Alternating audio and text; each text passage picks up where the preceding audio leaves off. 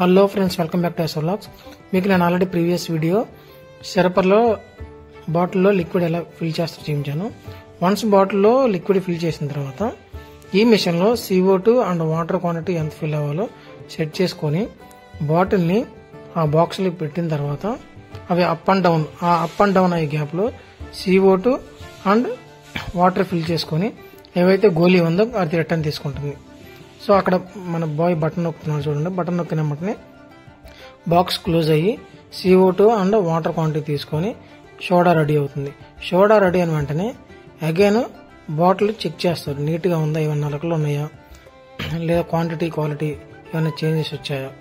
180 or 200 ml కాబట్టి 1-2 సార్లు check చేసుకొని దాని తర్వాత స్టిక్కరింగ్ వేసుకుంటారు.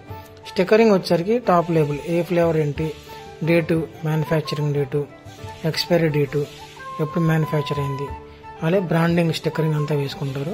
వన్స్ ఇది కంప్లీట్ అయిన తర్వాత బ్రాండింగ్ స్టిక్కర్ ఎవ్రీథింగ్ ఆటోలో వేసుకుని షాప్స్కి డిస్ట్రిబ్యూట్ చేస్తారు. మీకు కనుక ఈ సోడా మ్యానుఫ్యాక్చర్ చేస్తారు ఈ వీడియోస్ అనేవి నచ్చినట్లయితే సబ్స్క్రైబ్ చేసుకోండి. ఫర్ మోర్ వీడియోస్, ఇలాంటి మరెన్నో వీడియోస్ కోసం ఛానల్ సబ్స్క్రైబ్ చేసి లైక్ చేసి కమెంట్ చేయండి.